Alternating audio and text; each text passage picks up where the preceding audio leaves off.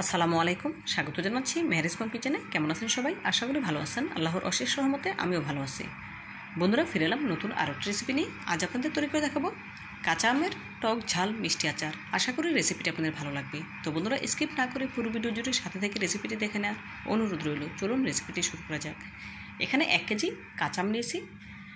এখন আমগুলোকে খোসা ছাড়িয়ে নেব। তো বন্ধুরা, আপনাদের কাছে ছোট্ট একটি রিকোয়েস্ট রইল, যারা আমার ভিডিওটিতে এখনও লাইক দেননি প্লিজ একটি লাইক দিয়ে দেবেন। আর যারা আমার চ্যানেলে নতুন ভিজিট করেছেন চাইলে চ্যানেলটি সাবস্ক্রাইব করে আমার পাশে থাকতে পারেন এরকম নিত্য নতুন রেসিপি পাওয়ার জন্য। অলরেডি যারা সাবস্ক্রাইব করে নিয়েছেন আপনাদেরকে জানাই অসংখ্য ধন্যবাদ।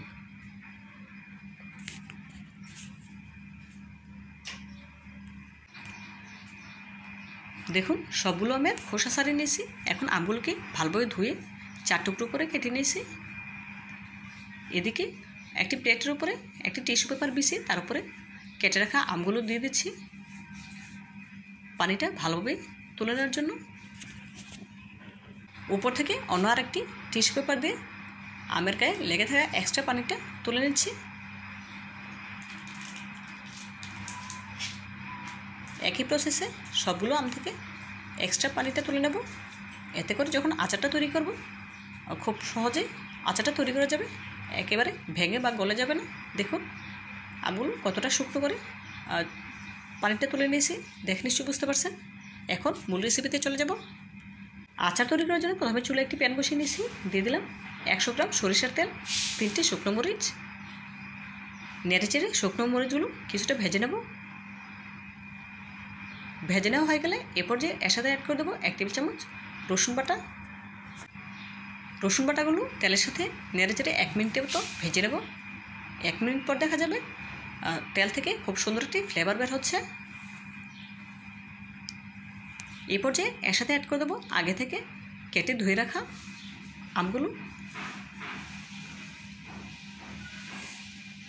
এখন তেলের মধ্যে 2 মিনিটের মতো আমগুলো নেড়ে চেড়ে কিছুটা ভেজে নেব।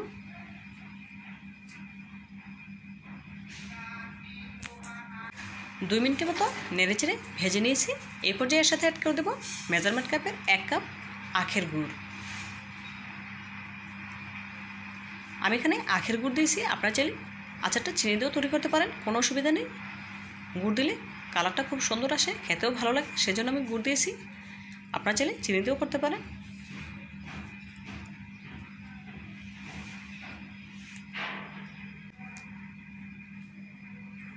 দেখুন বন্ধুরা, গুড়গুলো অলরেডি গলতে শুরু করেছে, দেখে নিশ্চয়ই বুঝতে পারছেন। এই পর্যায়ে এর সাথে অ্যাড করে দেবো 1 চা চামচ লাল মরিচের গুঁড়া, 1/2 চা চামচ হলুদের গুঁড়া। হলুদের গুঁড়া দিয়েছি কালারটা খুব সুন্দর আসার জন্য।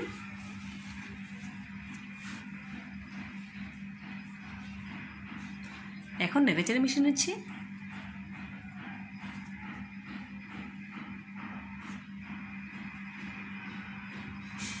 মিশিয়ে নেওয়া হয়ে গেলে এখন ঢাকনা দিয়ে ঢেকে দেবো।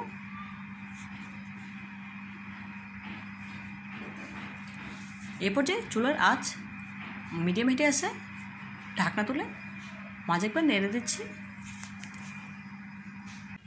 ঢাকনা দিয়ে ঢেকে চুলার আঁচ মিডিয়াম হিটে রেখে 5 মিনিটের মতো জাল করে নিয়েছি। দেখুন এ পর্যায়ে আমগুলো মোটামুটি সিদ্ধ হয়ে এসেছে। এখন এর সাথে অ্যাড করে দিলাম 1 টেবিল চামচ পাঁচফোড়নের গুঁড়া। আমি আগে থেকেই পাঁচফোড়ন গুঁড়া করে নিয়েছিলাম। এখন 1 টেবিল চামচ দিয়ে দিয়েছি, নেড়ে চেড়ে মিশিয়ে নিচ্ছি।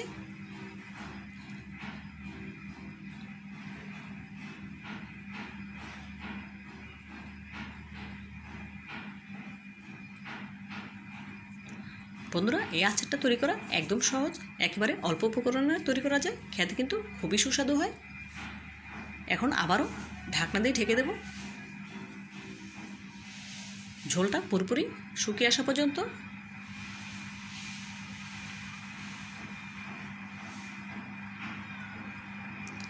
ফিরে এলাম আরও 5 মিনিট পর।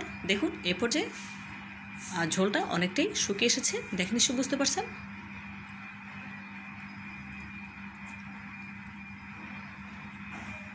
দেখুন বন্ধুরা, এই পর্যায়ে আচারটা আমার তৈরি হয়ে গেছে। এখন চুলা থেকে নামিয়ে একটা সার্ভিং প্লেটে সার্ভ করে নিচ্ছি।